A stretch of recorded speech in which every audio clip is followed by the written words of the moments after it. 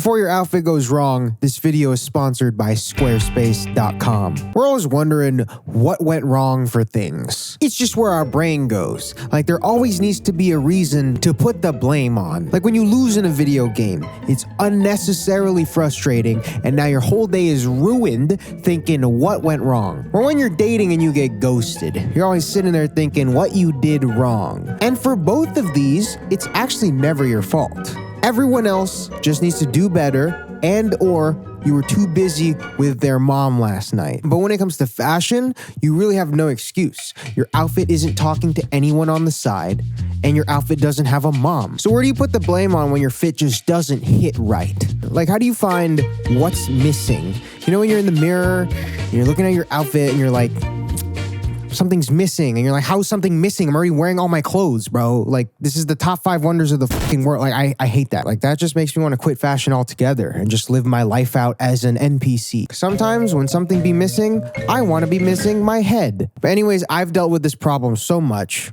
I still have a head, but also I have a bunch of solutions that you can try out in case you've also been out here stressing with the man in the mirror. I'm not gonna lie, sometimes I be blaming the mirror, bro. Like, how is this my fault? And it's the same thing like when I was single and whenever I would get ghosted, I was always like, yep, she didn't see my message because she's fucking blind and she can't read. And that's not my fault, personally. I didn't do that. 0.49% of the population is blind and they all happen to be in my DMs. What are the fucking chances? Anyways, this is where your outfit goes wrong.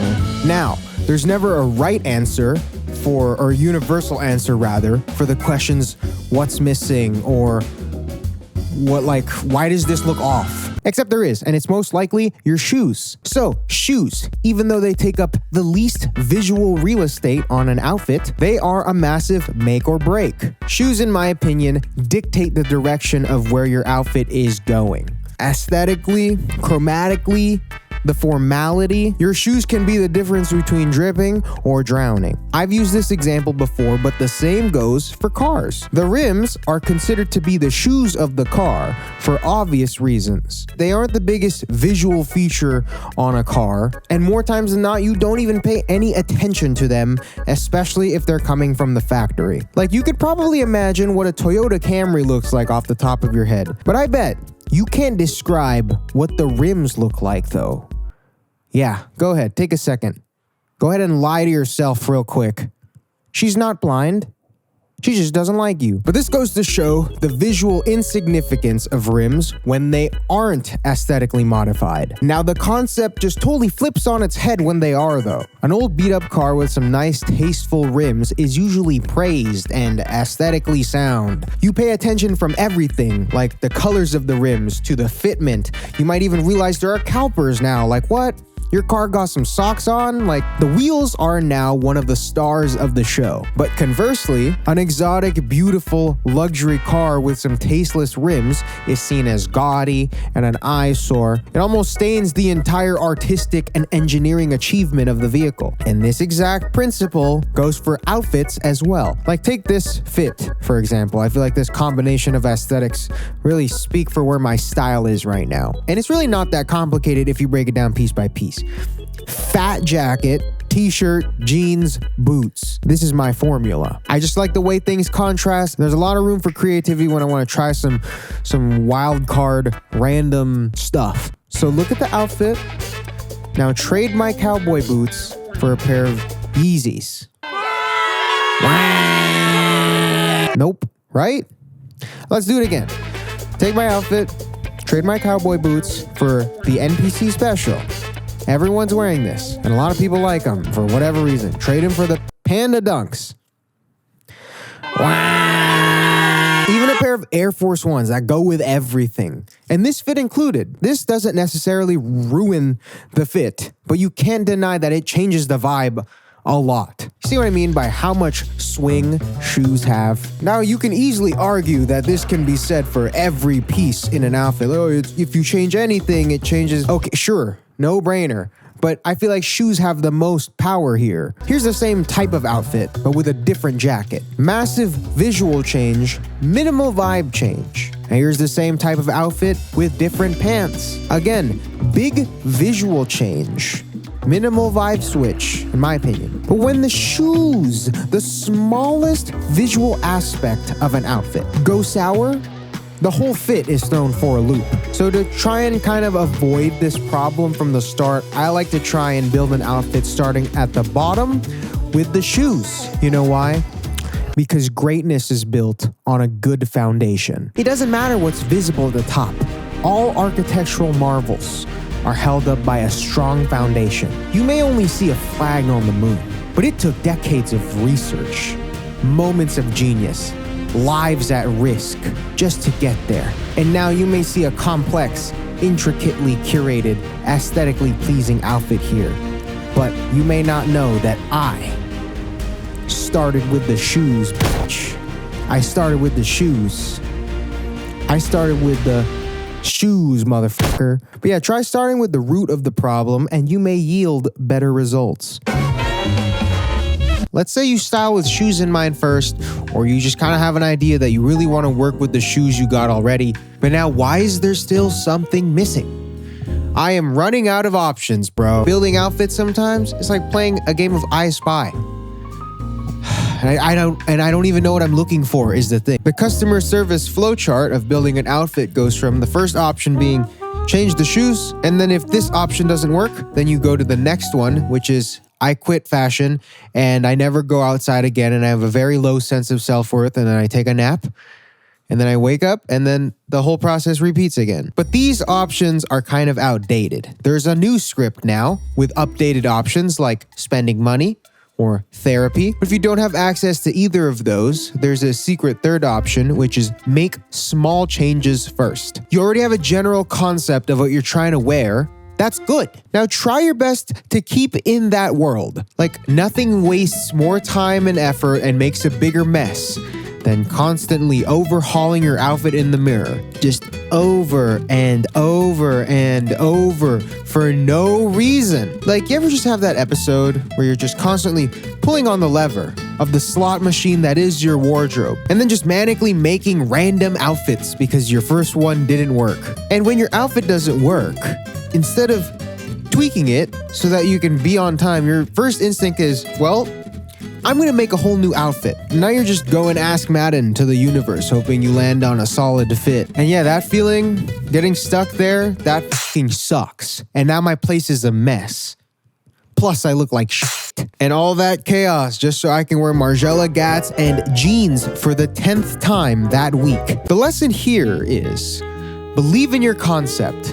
And just commit just a little bit. Most of the time, you're like 85% of the way there. And yet you're taking away 100% of the progress. Like, don't get me wrong. I'm right there with you. I'd be doing that too. Sometimes I'm 99% of the way there. I'm like, all right, time to restart. I'm like, okay, boots, jeans, varsity jacket. This is a pretty bulletproof combination of clothes. Like, thinking of this outfit, I'm already kind of anticipating being on time because I know it's gonna work. Then after planning out the line in my head, I'll put the first draft on. And then in the mirror, I create two separate timelines right here. The first timeline, the first half is, all right, cool, this looks exactly how I envisioned it, and I'm good to go. Don't we all wish that this happened all the time? We all wish we could be here. And then the other half, this one, where we all happen to be at, most of the time, it feels.